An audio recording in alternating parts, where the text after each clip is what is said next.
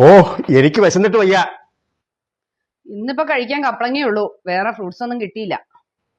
നമ്മുടെ പറമ്പിൽ ഉണ്ടായതാണോ അത് ജബ്ബാറിന്റെ കടയിൽ നിന്ന് മേടിച്ചതാണോ? എവിടുന്നാടാ? ജബ്ബാറിന്റെ അടുത്തുനിന്നാണോ? അത് ജബ്ബാറിന്റെ അടുത്ത് ഉണ്ടായിരുന്നില്ല, ഗിരിയുടെ അടുത്ത് മേടിച്ചത്. ആ അവന്റെ അടുത്തുനിന്നാണോ?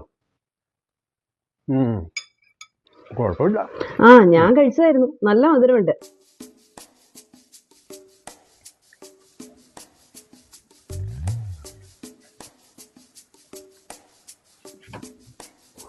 എന്നതാ അമ്മയും മോളും കൂടെ?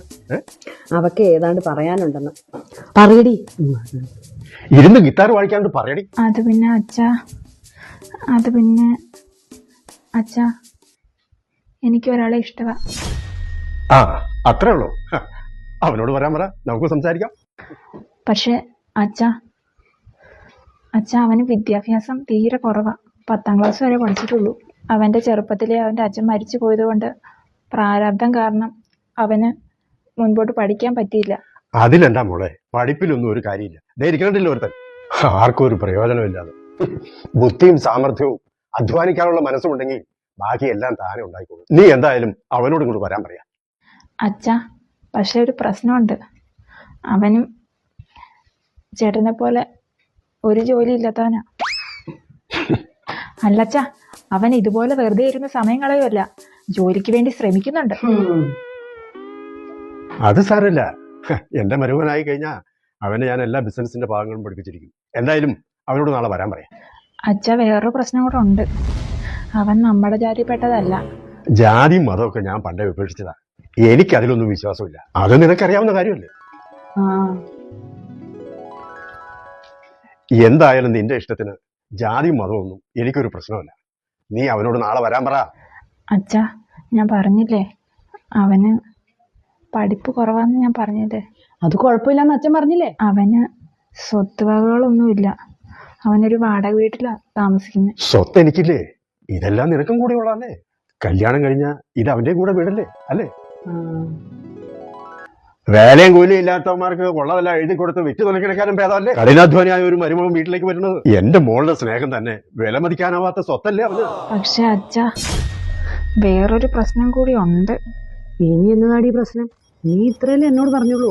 അല്ല, അമ്മയ്ക്കത് പ്രശ്നമല്ല, പക്ഷെ അച്ഛൻ എന്താടി പ്രശ്നം? അച്ഛനോട് ഒരു പ്രശ്നമില്ലല്ലോ. പിന്നെ ആകെ പ്രശ്നമുള്ളത് ധൈര്യങ്ങളൂ. അല്ലച്ചാ, അച്ഛനത്. നീ പറഞ്ഞോ മോളെ, ഇത്ര നേരം നീ പറഞ്ഞതല്ല ഈ അച്ഛൻ അംഗീകരിച്ചില്ലേ? അതെ, എന്നാന്ന് വെച്ചാ അങ്ങ് പറഞ്ഞു തൊലക്കണം. അല്ല അമ്മേ, അത് പിന്നെ അച്ഛന്. നീ ഒന്നും മടിക്കാണ്ട് പറ മോളെ. അല്ലച്ചാ, ഈ ഒരു സാഹചര്യത്തില് ഈ ഒരു കാരണം കൊണ്ട് അച്ഛൻ പറ്റില്ല എന്ന് പറയരുത്. ഈ ഒരു സാഹചര്യത്തില് എന്നാ വെച്ചാ പറയണ വേണം. അച്ഛാ അത് പിന്നെ അത് നീ അമ്മ മനുഷ്യനെ ടെൻഷൻ അടിപ്പിക്കാതെ പറയണേ. എന്നതാടി? അച്ഛാ അമ്മ അവക്കൊരു അമ്മ കുമ്മ കാര്യം പറയണേ. അമ്മേ ഇവിടെ ഞാൻ കാര്യം പറയണേ. അച്ഛാ അച്ഛൻ കുച്ചൻ കുറെ നേരമായിട്ട് വട്ടി ഒളിപ്പിക്കണം. ഇവനെങ്ങനെയും പറഞ്ഞിട്ട് കാര്യമില്ല. പറഞ്ഞു തൊലക്കരുത് നിന്റെ പ്രശ്നം എന്താന്ന്. അച്ഛാ പുള്ളി ലാലേട്ടൻ ഫാനല്ല, മമ്മൂട്ടി ഫാനാ. അതാ ഞാൻ പറഞ്ഞ ഇപ്പോഴത്തെ സാഹചര്യത്തിരുന്നു. കടക്കത് പുറത്ത് ഇനി ഒരു നിമിഷം പോലും നീ വീട്ടിൽ നിൽക്കരുത്.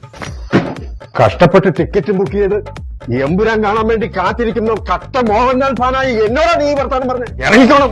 ഈ പാതിരാത്രി തന്നെ ഇറങ്ങിക്കോണം. ബാക്കി എല്ലാം ഞാൻ ശ്രമിക്കും. ഒരു മോഹൻലാൽ ഫാനിന്റെ വീട്ടിൽ ഒരു മമ്മൂട്ടി ഫാൻ വേണ്ട. കടക്ക് പുറത്ത്. എന്റെ അമ്മ എങ്ങനെയാ ഇത്രയും നാളും? എടാ, പണ്ട് 20ാം നൂറ്റാണ്ട് സിനിമ ഇറങ്ങിയ കാലത്തായിരുന്നു എന്റെ കല്യാണം. സാഗർ എലിയാസ് ജാക്കി. അത് തന്നെ. അതിനകത്ത് സുരേഷ് ഗോപിയുടെ തലയ്ക്ക് ഇങ്ങനെ മോഹൻലാൽ തോക്ക് വെച്ചിട്ട് പറയില്ലേ, സാഗർ എന്ന മിത്രത്തെ നിനക്കറിയുള്ളൂ, ജാക്കി എന്ന ശത്രുവിനെ നിനക്കറിയില്ല. അങ്ങനെ അന്ന് ബാലേന്ദ്രൻ മേനോന്റെ ഫാനായിരുന്ന എന്നെ പേടിപ്പിച്ച് കൂടെ നിർത്തിയതാ. വർഷം 28ആയി. ആ പുള്ളിയോട് ഇവള് പോയി മമ്മൂട്ടി ഫാനിനെ കെട്ടണമെന്ന്. 20ാം നൂറ്റാണ്ടിൽ ഒരു ചെറിയ തോക്ക, എമ്പുരാനിലാണെങ്കിൽ വലിയൊരു മെഷീൻ കണ്ടു. എന്താ